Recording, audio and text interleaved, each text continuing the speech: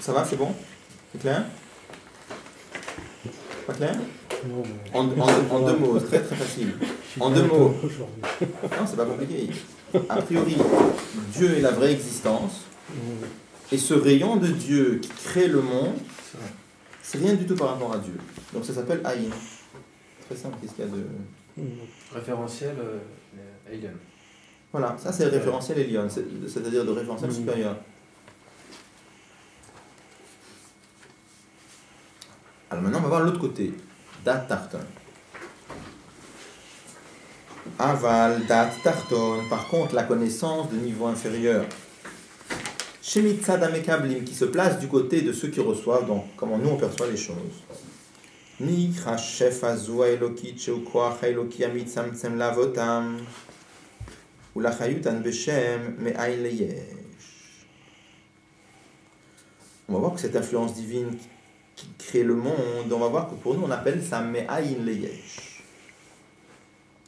Alors, ça veut dire quoi Me'ain Leyesh? Nous on a l'impression que nous, on est là. Dans notre perception à nous. Comment on existe? Ah oui. D'où on sait qu'on existe? Bah, a priori, on le ressent, on en a la conscience. Bon, il y en a qui se posent la question, est-ce que c'est ma perception, c'est sûr, c'est pas sûr? Bon, mais sans rentrer dans les grandes philosophies, la majorité des gens, ils ne se posent pas trop de questions. A priori, on voit qu'on existe. Quoi. On perçoit qu'on existe. Donc, on considère que c'est certainement comme ça. Bon. La question se pose, hein, c'est parce que on peut poser la question, d'où c'est tellement sûr, mais bon. Et vraiment, on a déjà parlé de ça, c'est marqué en phrase que vraiment la seule preuve, parce que dans la Torah, c'est marqué Breshit bara Elokim. La seule preuve, parce que c'est marqué dans la Torah que Dieu a créé le monde. Sinon, notre perception, est-ce que c'est une vraie preuve? Ça se discute. C'est-à-dire, c'est marqué par exemple, il y a des. Tout le débat. Il y a des gens, par exemple, qui demandent où est la preuve que Dieu existe. Ensuite, c'est marqué qu'il y a des tzadikim qui sont à un niveau tel où ils disent où est la preuve que le monde existe. Pour eux, Dieu, c'est une évidence. D'accord, ils n'ont pas besoin. Ça, c'est par contre, quelle est la preuve que le monde existe? C'est pas évident du tout. Et la seule preuve qu'il y a, c'est parce que dans la Torah, c'est marqué Breshit bara Elokim. Mais même quand on réfléchit, on peut se poser la question. Je veux dire, Non. quelqu'un qui arrive derrière Sirli sans être un tzaddik, on Oui. peut arriver à se poser la question, est-ce que Bien sûr. tout ce que je ressens, tout ce que je vois, c'est vrai? Absolument. Mais Non, si on n'avait pas Bereshit bara Elokim, on ne pourrait pas le faire. Oui, c'est clair. La question se pose, c'est sûr. Bon. Alors maintenant, donc nous, pour nous, le monde, il est yesh, d'accord?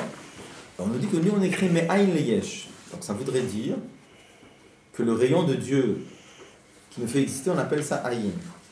Nous, c'est yesh. Et le niveau de Dieu qui nous fait exister, on appelle ça aïn. Alors il faut comprendre pourquoi on l'appelle aïn. D'accord? C'est le rayon de Dieu qu'on appelle Aïn et non pas Dieu lui-même. Oui, bien sûr. Ça veut dire à plus forte raison Dieu lui-même qu'on appelle Aïn. On va voir. Pourquoi on doit dire comme ça, le Mahama? Il le dit tout de suite. C'est la raison de... Et Umash, Nikra Aïn, il dit le fait que le rayon de Dieu on l'appelle Aïn. Alors on ne peut pas dire comme on l'a dit dans Da'at Elyon. Dans Da'at Elyon, comment on a expliqué pourquoi le rayon de Dieu on l'appelle Aïn. Qu'est-ce qu'on avait dit? Parce qu'il est éloigné de sa source. Parce qu'il est rien du tout par rapport à Dieu. C'est une réduction de réduction de réduction. D'accord? Mais là on ne peut pas dire ça. Pourquoi on ne peut pas dire ça? Il dit Ein ze le ficheu prinat hara de kelo chashiv. Là on ne peut pas dire que pourquoi nous ce rayon on l'appelle Aïn. Parce que c'est une petite lumière de rien du tout qui est considérée comme rien. Parce que pour nous, c'est pas considéré comme rien, ça nous crée. Tu peux pas dire que c'est rien. Par rapport à Dieu, tu peux dire que ce rayon, c'est rien. Mais par rapport à nous, on peut pas dire que c'est rien. Ça, tu t'imagines, ça fait exister chaque seconde le monde entier. Tu peux pas dire que c'est rien. Regardez comment il dit. Uma shenikra ayin, le fait, ça s'appelle ayin. Ein ze le fiche yara de kelo chashiv. On ne peut pas dire que c'est parce que c'est un petit rayon qui vaut rien du tout. Charé le gabé anivrein et no shayar sheu kelo. Par rapport aux créatures, on ne peut pas dire une seconde qu'il est considéré comme rien. Pourquoi? Charé zeu makora mehava. Parce que c'est la source qui les fait exister. Comment est-ce qu'on peut dire que la source qui nous fait exister, c'est rien du tout, sinon on est yesh?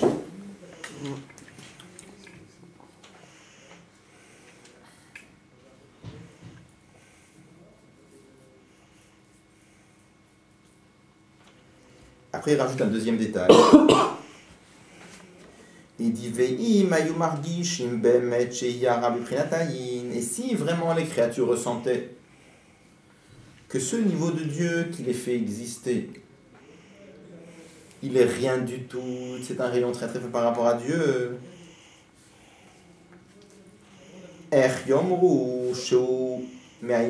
Comment ils peuvent dire que Dieu crée le monde, c'est-à-dire si le rayon qui les fait exister, il est rien du tout, à plus forte raison que nous on n'est rien du tout. Mais nous on n'a pas cette sensation d'être rien du tout.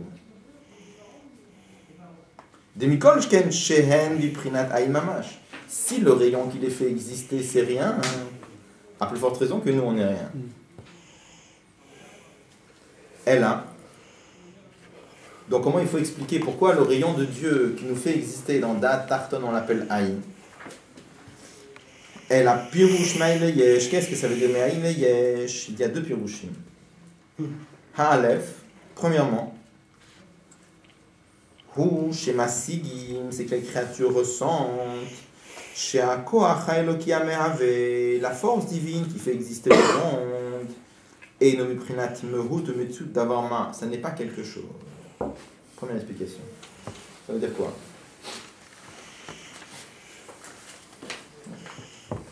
C'est pas très compliqué, mais il faut juste attraper l'idée. On comprend qu'il y a une force divine qui nous fait exister. Alors il dit, qu'est-ce que ça veut dire que cette force divine qui nous fait exister, elle est Aïn pour nous? Nous, on est Yesh.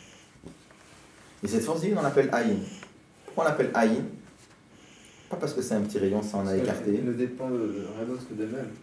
Non, non, elle s'appelle Aïn, pourquoi? Parce que elle n'est pas quelque chose. C'est pourquoi c'est pas quelque chose?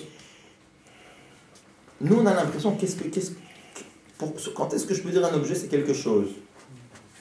Quelque chose de limité, une chaise, une boîte, un couteau, un téléphone, ça c'est quelque chose. Ça c'est quelque chose, ça s'appelle Zemorut Davarma, c'est quelque chose.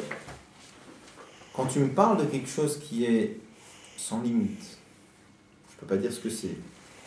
Il est au-delà de tout. Alors c'est pas un objet déterminé, c'est pas Davarma, c'est pas quelque chose. Vous comprenez ce que ça veut dire ou non? Simple à comprendre. Quoi? On comprend que cette force divine qui nous fait exister, le rayon de Dieu qui crée le monde, Dieu c'est pas quelque chose. Parce que toute chose, bah, c'est forcément quelque chose qui est limité. Limité. Il y a plein de sortes de limites. Ça peut être limité en quantité, ça peut être limité dans le temps, limité dans l'espace. Même le simple fait de dire à propos de quelque chose, c'est ça, c'est déjà une limite. Parce que quand on dit c'est ça mais pas ça. Comprenez un raisonnement par exemple. Bah, le fait de dire c'est un raisonnement, bah, ça veut dire c'est un raisonnement, c'est pas autre chose. Donc c'est déjà quelque chose. Par contre, le rayon de Dieu qui fait exister le monde, c'est pas quelque chose. Parce que dès que tu dis quelque chose, bah, c'est obligatoirement quelque chose de limité. Le fait de pouvoir donner une définition et de dire ce que c'est, bah, dans le mot définition, vous avez le mot fini. Donc, étant donné que ce rayon de Dieu, ça n'est pas quelque chose, c'est dans les mots, il dit c'est Eino Merut Davarma, c'est pas un objet, c'est pas quelque chose. Et ben c'est pour ça qu'on l'appelle Aïn. Nous, on s'appelle Yesh, c'est du concret. Je sais de quoi je parle, une table, une chaise, un arbre, on sait ce que c'est. Là, tu me parles de la force divine qui crée le monde. C'est pas juste que je sais pas ce que c'est pas ça. C'est que c'est pas quelque chose. Quand tu dis c'est quelque chose mais je ne sais pas quoi, c'est faux. Ce n'est pas rien non plus. Non. Donc qu'est-ce que c'est? Eh bien c'est... Ça s'appelle Aïn. Là, il parle forcément de Romakif. Il ne parle pas de Orpnimi ici. Parce que Orpnimi, c'est quelque chose, d'accord. Parce que c'est rentré dans tout le filtre, dans tout le Seder et Shtalshelut, que c'est soit Chesed, soit Gvura. Non, même Orpnimi, c'est pas d'avant, c'est pas quelque chose. Mais Orpnimi, c'est pas ça qui crée le monde, c'est ça qui donne le Tochen. Mais ce qui crée le monde, c'est Romakif. Après, on va parler de ça, mais a priori, tu peux le dire même sur l'orphnimi, cette Pourquoi, notion-là. pourquoi Parce que c'est pas quelque... même la lumière du Dieu qui s'habille dans le monde, c'est pas quelque chose. Mais c'est quand même rentré dans un cadre. C'est quand même rentré dans le Seder Ishtalshut, c'est devenu soit du Chesed, soit de la Gvora.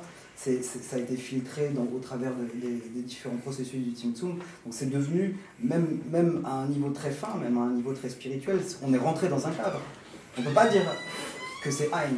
Alors le niveau très fin, on en reparlera, parce que c'est un niveau très très fin à ce moment-là. On en reparlera, on verra après dans la suite. Mais a priori, quand il parle là, il parle même de tout. Donc il faut penser que même Orpnimi, c'est pas quelque chose de...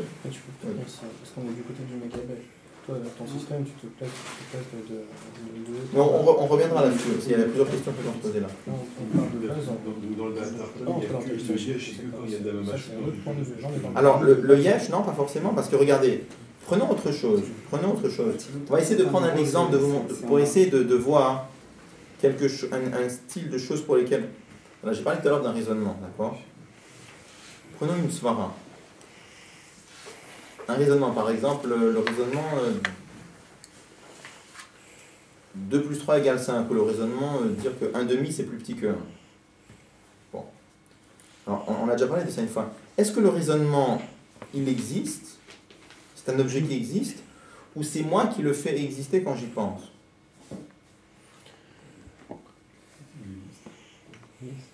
Ah oui, en raisonner, parce qu'il y a beaucoup de gens qui s'imaginent les raisonnements, ça n'existe pas. Le raisonnement, c'est une vue de l'esprit des hommes, pas du tout. C'est faux. Hein, en Chassidut, c'est clair que non. Pourquoi hein? Parce qu'en Chassidut, on considère que même s'il n'y avait aucun être humain sur la planète pour penser que 2 plus 3 ça fait 5, ça ferait quand même 5. Ah, il faut prouver. C'est pour ça que c'est dur de dire ça. S'il n'y avait aucun être humain sur la planète pour... Si on voudrait dire la ça, vérité est indépendante. Pour pouvoir le dire. La vérité est indépendante du fait qu'on la prouve. C'est-à-dire que même si on ne la prouve pas, c'est quand même vrai. Pour le savoir, il faudrait qu'on Pour le savoir. en parler. Ok. Pour le savoir, ça c'est autre chose. Oui. Pour que nous on le sache, il faut que nous on soit là. Mais que la chose, elle est là, hein, même si nous on peut, même si nous. C'est-à-dire, en réalité, on t'explique comme ça. On t'explique de la même façon, par exemple, que l'objet qui est là, c'est pas moi qui le crée en le voyant. C'est comme il est là. Il envoie des rayons lumineux dans mon œil et mon œil les capte. Mais même si j'étais pas là, pour le voir, il y aurait quand même cet objet sur la table. C'est difficile. Ça me paraît très très difficile. J'entends et j'accepte, mais c'est très très difficile à comprendre. Parce qu'on peut développer ce raisonnement avec toutes les discussions qu'on veut. Au final, on peut toujours se demander dans quelle mesure c'est un raisonnement humain. J'ai bon compris. Même le fait de dire que si je n'étais pas là, cette lumière existerait quand même, en réalité, j'ai aucun moyen de l'affirmer. Que moi je puisse pas l'affirmer, c'est un autre problème, mais que la chose elle est vraie. Une chose qui est vraie, même si moi je peux pas le prouver, je peux pas le voir, je peux pas m'en rendre compte, et la chose elle est là quand même. C'est pas censé. Ça n'a pas de sens de dire ça. C'est au-delà de la logique, ça c'est pas quelque chose de logique. On peut pas le prouver. On ne peut pas le prouver. Mais est-ce que le fait que je puisse pas prouver quelque chose de vrai, moi je peux pas le prouver. Oui. Plaçons-nous du côté de la chose. Si je peux dire autrement, 2 plus 3 égale 5, ça a l'air vrai, mais si je ne suis pas là pour le dire, il n'y a aucune preuve que ce soit vrai. Mais affirmer que c'est vrai, même si je ne suis pas là pour le dire, ça n'a pas de sens. Prouver, par exemple, que les mathématiques sont vraies indépendamment de l'esprit humain qui les comprend, c'est impossible à prouver. C'est impossible. À prouver? Et ça ne veut pas dire que ça n'existe pas. Oui, mais c'est ça le truc. Oui, mais d'accord, mais on ne peut pas prouver ni que ça existe ni que ça n'existe pas. Mais je ne cherche pas à prouver. Quand je dis à prouver, l'hypothèse. L'hypothèse, ça existe. J'ai pas d'autres mots. Mais ça veut dire que c'est quelque chose qui dépasse la logique, c'est clair. Cette notion-là de Chassidut, si on ne l'accepte pas, on peut se poser des questions toute notre vie, on ne s'en sort pas. Alors, laisse-moi avancer, je pense que ça va être peut-être plus clair après. Regarde, à quelle idée je vais arriver? Je vais arriver à l'idée suivante. C'est que l'objet qui est là, comment moi je vois qu'il est là? Parce que j'ouvre mes yeux, je le vois. Maintenant, même si je n'étais pas là pour le voir, l'objet il est là quand même. Bon. Alors, on explique la même chose aussi. Les raisonnements, ils existent indépendamment de nous.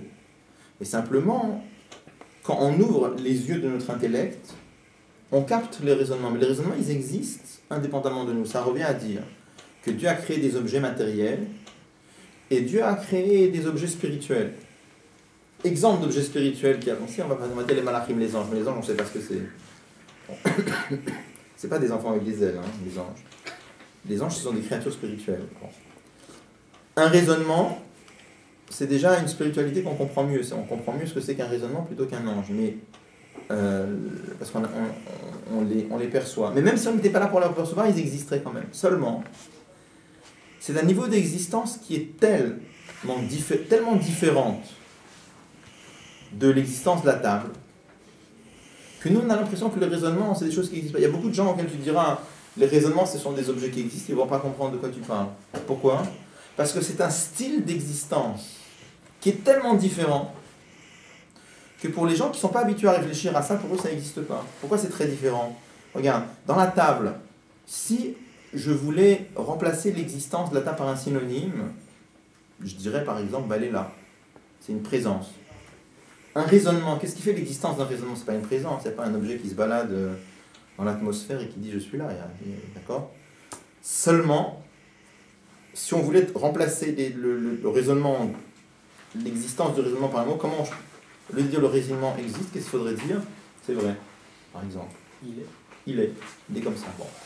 Donc c'est juste pour expliquer que le style d'existence est tellement différent que nous on a l'impression que c'est l'odavar, c'est pas quelque chose. Alors, vous imaginez que si déjà pour un raisonnement qui est vraiment une créature d'Akadosh Baruch Hu, on appelle ça l'odavar, alors le Dvar Hashem, la parole de Dieu qui crée le monde, pour nous c'est encore plus l'odavar. On ne sait même pas ce que c'est. J'ai juste amené cette notion de raisonnement pour illustrer, quand il nous dit ici que le Dvar Hashem qui crée le monde, il s'appelle... C'est pas un objet, c'est pas ça s'appelle l'odavar. Donc ça c'est une première explication pourquoi on l'appelle Ayin. On est créé avec une perception très faible parce que ça se rapproche encore plus du Mécor à Ava et c'est encore plus en réalité, on ne le perçoit pas. J'ai compris. La Ehara finalement, c'est ce qui est, enfin, ça se rapproche encore plus du Mécor à Mahava et pourtant on ne le perçoit pas. Donc notre perception elle détecte ce qui n'existe pas, enfin sauf ce qui n'existe pas vraiment et ce qui est proche de la source d'existence, elle ne détecte pas. Oui, bien sûr. Plus on s'élève, moins on perçoit, c'est clair. C'est clair.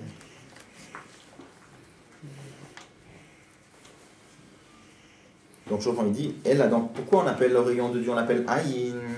Aleph, il y a deux explications. Aleph, la première explication, où Meshémasigim, on perçoit chez Akoach Eloki Ameave, la force de Dieu qui fait exister le monde, c'est pas quelque chose.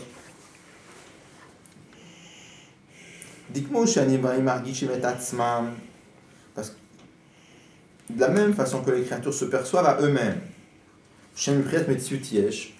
nous on perçoit qu'on existe, et nous on perçoit qu'on est oui quelque chose. Quand tu me parles d'une table, d'une chaise, un homme, je sais de quoi je parle. C'est quelque chose. Masigin, on perçoit que la force divine qui fait exister le monde, c'est pas quelque chose. C'est comme Aïn, c'est pas quelque chose. Oui, que Dieu préserve. Une des raisons pourquoi il y a des gens qui ne croient pas en Dieu, ça c'est une des raisons. Parce que pour eux, c'est pas quelque chose, c'est. D'accord ? Je saute la parenthèse un instant. Verbet, et après la parenthèse 3 lignes plus loin.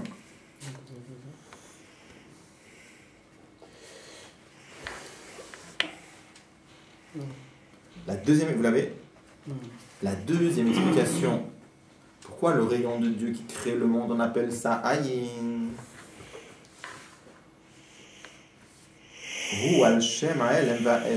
C'est parce que ce rayon-là, il est voilé. Chez Koach Eloki Ameavet Anivraim, la force divine qui fait exister les créatures, il ne vient pas de façon dévoilée en eux. Rak seulement, Biprinat Helem Vehester, ce rayon de Dieu qui se cache dans la création.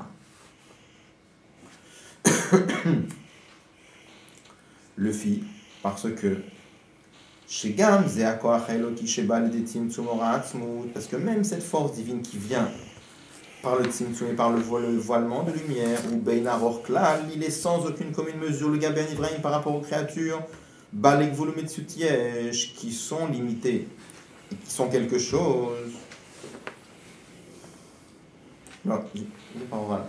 Quelle différence entre les deux explications? Première explication, il dit comme ça, il dit que le Dvar Hashem qui crée le monde, c'est pas quelque chose. Deuxième chose qu'il dit, il dit que ce Dvar Hashem qui crée le monde, cette force divine qui crée le monde, elle est voilée dans la création.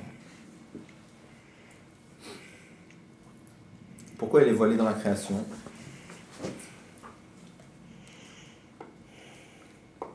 Il y a des fois où on a par exemple un corps supérieur qui brille en dessous de façon béguilouille, de façon dévoilée. Il y a des fois où ça brille. Exemple, un maître qui étudie avec un élève. Donc le maître, lui, il comprend les choses à un niveau très très très élevé. Pour expliquer à l'élève qu'est-ce qu'il fait, s'il expliquait les choses comme lui, il comprend. L'élève, il ne comprendrait rien. Donc qu'est-ce qu'il fait? Il restreint sa lumière. Et quand il parle à l'élève, cette lumière qu'il est en train d'expliquer, de donner à l'élève, il faut que ça brille clair dans la tête de l'élève, sinon l'élève ne comprend rien non plus. Donc là, c'est ce qu'on appelle Harash Bikrinat Kirouv. Ça doit briller de façon proche dans la tête de l'élève. Ça doit briller dans l'élève. Et là, il dit comme ça. Si le Dvar Hashem, la parole de Dieu, qui crée le monde, étant donné qu'il est Bikrinat Lodavar, c'est pas quelque chose. Si ça brillait dans le monde, ça empêcherait le monde d'exister. Parce que si le monde ressentait quelque chose qui est Lodavar, alors il ne pourrait pas exister. Il faut que cette lumière, elle se voile. Donc finalement, il y a deux choses. Les deux biorim, c'est quoi les deux biorim? Premièrement, la lumière de Dieu qui crée le monde, on l'appelle Aïn. Pourquoi on l'appelle Aïn? Parce que c'est pas quelque chose. Deuxième raison pourquoi on l'appelle Aïn, parce que comme elle brille de façon voilée, pour nous c'est comme si elle n'était pas là. Donc les deux explications de Aïn, c'est deux explications différentes. Une, on parle de la lumière elle-même, que la lumière elle-même elle est Aïn. Pourquoi elle est Aïn? Parce qu'elle n'est pas quelque chose. Et la deuxième raison pourquoi on l'appelle Aïn, parce que par rapport à nous, elle est voilée. Comme par rapport à nous, elle est voilée, ça s'appelle Aïn. Et après, il va expliquer que les deux explications sont liées. Pourquoi il faut qu'elles se voilent par rapport à nous? À cause de la première. Comme c'est l'Odava, il faut que ça se voile. Parce que si ça ne se voilait pas, les créatures ne pourraient pas exister telles qu'elles sont. Elles seraient battées aussi. Bon. C'est incompréhensible. Tu peux mettre la première, hein, la deuxième. C'est pas compréhensible, puisque là on essaie de partir du point de vue de celui qui est Mekabel. On dit que de notre point de vue, on parle de Yesh, Léaïn. Nous on est Yesh, nous on est quelque chose, et le Dvar Hashem qui nous fait exister, il s'appelle Aïn. Alors on est en train d'expliquer pourquoi il s'appelle Aïn. Pas comme dans Da'at-Elyon. Dans Da'at-Elyon, on a dit pourquoi il est Aïn, parce qu'il est négligeable par rapport à Dieu, il n'est rien du tout par rapport à Dieu. Là on a dit c'est pas ça. Hein. On l'appelle Aïn de Pirushim. Une explication pourquoi il s'appelle Aïn, parce qu'il n'est pas quelque chose de déterminé. Et deuxième raison pourquoi il s'appelle Aïn, parce qu'il ne brille pas en nous, il est caché. Oui, mais comment est-ce que... On va revenir. Mais déjà, quand on accepte ces deux notions-là, on va revenir après dessus. D'accord, donc là, on veut partir du concret à quelque chose qui n'est pas concret. Quoi? Et comment est-ce qu'on arrive là? C'est difficile. Ça paraît plus logique de partir dans l'autre sens. Dans l'autre sens, c'est-à-dire que quelque chose justement qui est du domaine de Hélène, de Esther, il arrive, enfin ensuite il y a quelque chose de concret. Ça me paraît beaucoup plus facile à comprendre que de passer de notre existence à nous à la perception de quelque chose qu'on n'appelle même pas Yesh. Ça me paraît pas... On va voir, de toute façon, toute la notion de création ex nihilo, c'est difficile à comprendre. Parce que... Oui, mais c'est logique. Alors que dans l'inverse, là, ce qu'on nous demande, c'est de partir de Yesh pour arriver à Aïn. Ça, de toute façon, je comprends pas trop. Alors, c'est juste pour essayer de voir à quel niveau tu comprends. Parce que dire que nous, on a la perception d'exister, est-ce que ça va? Oui. Bon. Maintenant, dire que on perçoit qu'on est créé par quelque chose qui est obligatoirement illimité. Parce que si cette chose il était limitée, alors lui-même ne pourrait pas créer. Pour pouvoir créer Me'aïn Leyesh, il faut être au-delà de toute la Gmalot. Oui, mais c'est pas... C'est-à-dire, on nous demande d'accord, il y a une direction. On nous demande ici de partir de Yesh à Aïn. Et pour comprendre c'est quoi ce Aïn? On comprend pas ce que c'est que la... Ouais, mais là en tout cas, pour essayer d'expliquer qu'est-ce que c'est que ce Aïn quand on part de Yesh pour aller à Aïn, l'explication qu'on donne, c'est quelque chose où on se place du point de vue opposé. C'est quelque chose, c'est-à-dire, pour essayer de comprendre ça, on essaie de dire que forcément, pour qu'il y ait quelque chose de créé, il faut de limité, il faut que ça vienne de quelque chose qui n'ait pas de limite. Et on est sorti de Yesh les Aïn, on part dans la première direction. On parle de Aïn, de Me'aïn les Yesh. Cette explication-là, c'est Me'aïn les Yesh, c'est pas de Yesh les Aïn. C'est ça qui me pose problème. J'ai pas bien compris. On a deux points de vue, on a dit de haut en bas. Ouais. Donc de haut en bas, ça ne me pose pas de problème de dire que on va quelque chose qui n'est pas... Hachem est le vrai Yesh, et le rayon de Dieu qui crée le monde, c'est nul et c'est réduit, etc. Voilà. Ça va. Okay. Et pour créer donc quelque chose quelque chose qui est limité, il a besoin nécessairement de quelque chose, pour parvenir lui-même à être créé, il a besoin de quelque chose qui n'est pas limité. Ouais. Dans quoi tu parles? Dans quel système tu parles? Dans les deux systèmes.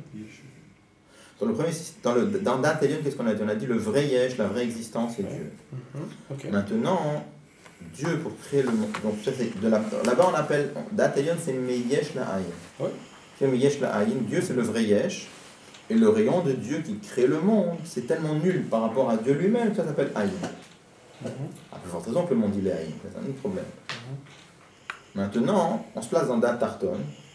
Dans Dat Tarton, nous on a la perception que nous, on est Yesh.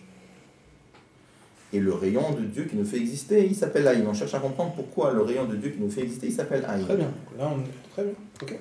Alors on te donne deux pirouchim pourquoi il s'appelle Aïn.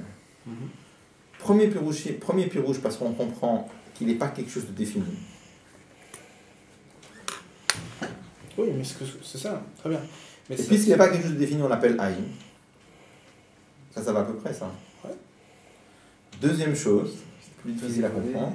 Deuxième chose, c'est que ce niveau de Dieu pour lequel on perçoit que ce n'est pas quelque chose de déterminé, en plus de ça, pour créer le monde, il crée le monde de façon telle qu'il n'est pas en train d'être meilleur du Prinat Kirou. Il ne brille pas dans la création de façon proche.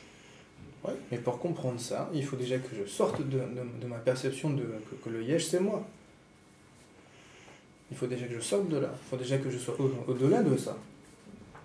On peut peut-être rester dans la perception de Yesh, mais il faut s'élever un petit peu. Bon, on est d'accord.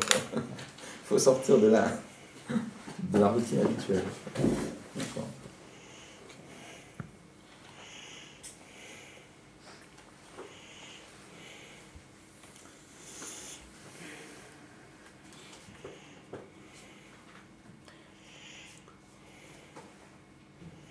Juste on va bête, on va juste le relire. Alors, va bête, la deuxième explication pourquoi le Dvar Hashem s'appelle Aïn. Ma Shinikra Aïn, la raison pourquoi il s'appelle Aïn, ou Al-Shem Aïlem Vest, c'est parce qu'il est voilé. Parce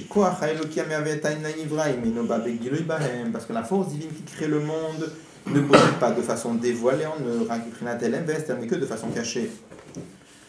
Le fils, chez Gam, c'est Akoach Eloki, chez Baledetim Tsumora Atzmut. Parce que même cette lumière de Dieu qui brille dans le monde, qui fait exister les créatures, en vérité elle est sans aucune commune mesure par rapport aux créatures. Vekanal, et comme on l'avait dit avant, dans la première explication on a dit que la force divine elle n'est pas quelque chose, donc le fait d'être pas quelque chose, ça même ça fait déjà que c'est sans aucune mesure par rapport au monde qui est quelque chose.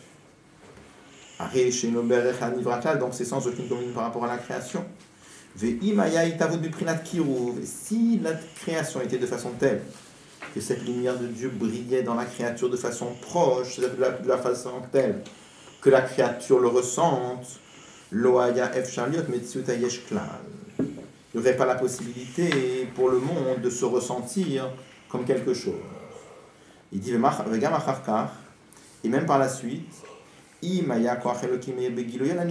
la force divine brillait dans les créatures de façon dévoilée, ça s'annulerait complètement. Vous voyez, note 27, il renvoie dans Sefer Mamim Tavresh Raftet. Là-bas, il explique que Là-bas, il y a une Gemara qui parle, qui dit que on parle d'ange. C'est marqué là-bas.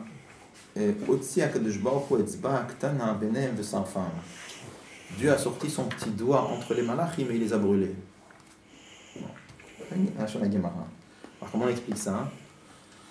En chassidut, là-bas dans la marque, il explique comme ça que les doigts, c'est les séphirotes, parce que les doigts, il y a 10 doigts, ça représente les 10 attributs. Le petit doigt, c'est la plus petite des séphirotes, c'est Malchut. Quand on dit qu'Akadosh Baruch Hu a sorti son petit doigt, ça veut dire quoi? Ça veut dire qu'il a fait briller Malchut d'Atsilut, un peu plus que la normale. Ça fait quoi? Ça fait que ça, femmes, ils se sont complètement annulés. Donc ça, c'est pour illustrer cette notion-là que si le dévoilement, il brille du Prinat Kirouf, les créatures sont annulées, c'est-à-dire qu'ils se font complètement. On reviendra là-dessus. Je voulais juste citer le lien, mais si Dieu veut, on reviendra là-dessus. C'est pas ça, c'est la spécialité. Plus compliqué que ça. Ok. Bon, c'est le rendez-vous à la semaine prochaine. Il y a un monsieur qui a travaillé cette semaine.